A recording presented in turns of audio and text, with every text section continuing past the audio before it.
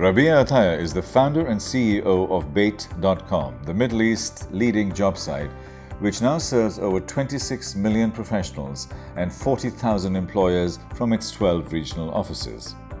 He also co-founded GoNabit, the region's first group purchasing site, InfoFort, the Middle East's first and leading records management company, and he serves on the board of several Middle Eastern startups. He also serves on the board of Queen Rania Foundation, which is focused on empowering youth through education in our region. He's a graduate of Stanford University with a BS in Electrical Engineering and an MS in Engineering Economic Systems. The mission is, how do we get to building such a great company? And that was about empowering people with tools and information to build their lifestyle of choice. And what that means in very simple terms is we realize the people we admire and respect are the people who've helped us lead better lives. And so we wanted to build a company that helped people lead better lives. And the first problem that we could help solve was perhaps the most important problem that we felt existed in the region, which was this problem of high youth unemployment that was growing very quickly. There are very few jobs today that are about just do this task. Today's jobs tend to be a lot more about, in a fast-changing world, is here's the task that we know we need to get done, but there are probably 100 ways that it should change and evolve, and can you help us change and evolve this? And if you don't exhibit that entrepreneurial spirit within your job, you probably won't hold that job for very long in today's world. So I think more and more every job is entrepreneurial. And I think just like we went from a world of primarily small businesses and high entrepreneurship to a very corporate, structured world of large businesses, I almost see the pendulum swinging back, and more people all around the world are becoming contractors, freelancers, or when they do take on a full-time job, they really have a contractor freelancer mindset about it. We've spoken about this side of the equation. The other side of the equation are the employers. Yeah. What sort of insights do you have in terms of what should they be looking for? What are the different kinds of skills and the softer skills that are coming in that they need to start engaging with rather than looking at a boring CV? It's a brilliant question. I think employers, one, are realizing increasingly that it's not the hard skills that they need, but it is the soft skills. And in survey after survey, when we survey these employers, what they primarily complain about is they're not able to find the soft professional skills that are required for success. I attribute that primarily to the fact that people in the Middle East, while they go to great universities and get the hard skills necessary, they're generally getting their first work experience at age 22 onwards after they've graduated from university. So they really have no idea what it's like to actually be in a workplace, and they're entirely unprepared for it. And so employers can play a great role in encouraging people to get into the workplace early by offering internships and summer jobs in order to bring in younger people early on and get to know them.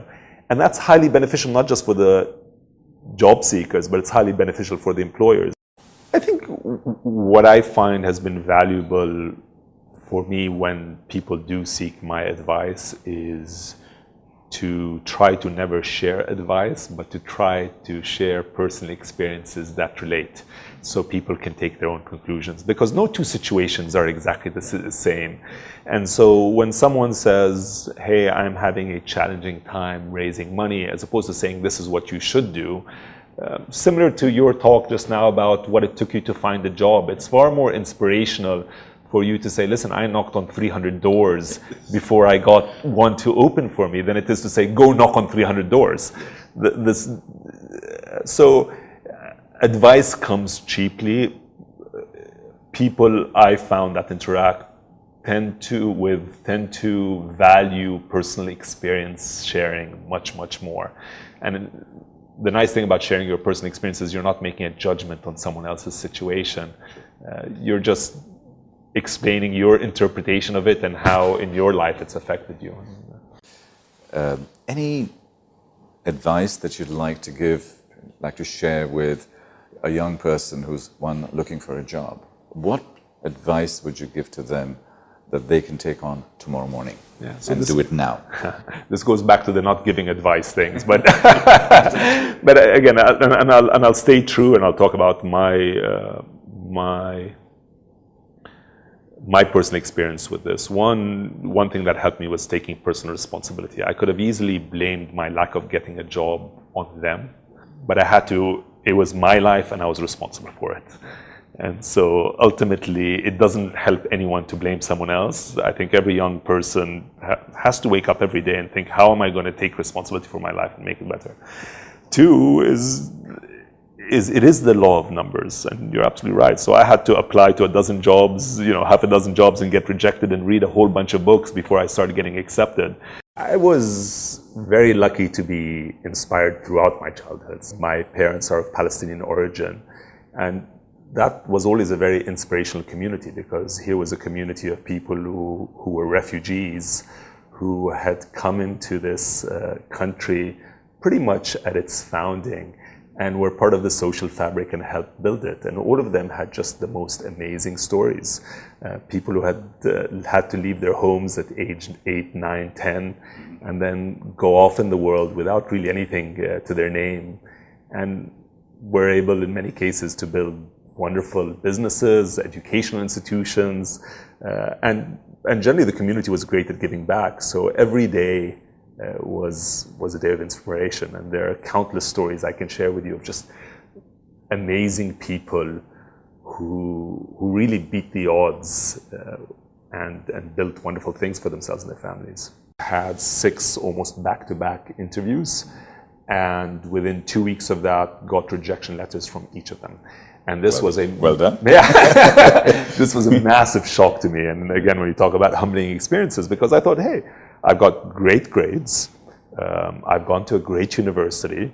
I had never really been rejected at anything before. So even my application to universities I got in, what am I missing here? What's wrong? It's far more difficult to find your passion than it is to avoid the things you dislike.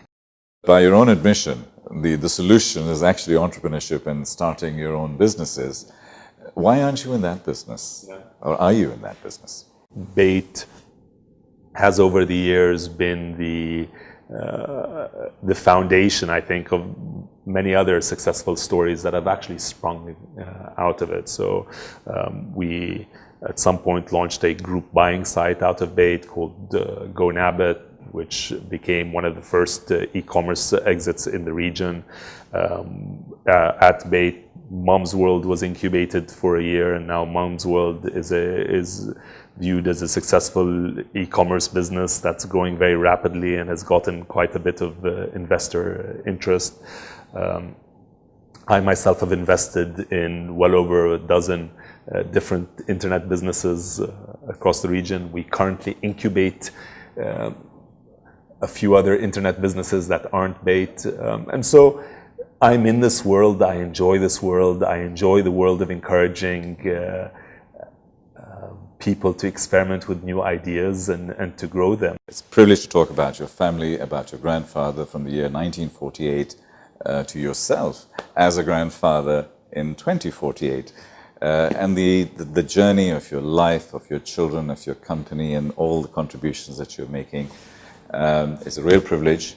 Thank you. The privilege has been mine, Tariq, and it's an amazing journey that we have actually embarked on together, which is to inspire young people, to motivate employers, and to go out there and provide little insights and nuggets to people so they can take action tomorrow and they can change their lives and they change the lives of people around them. Thank you very much indeed it's a real privilege, and happy to be working together with you. Thanks. I appreciate it. Thank you.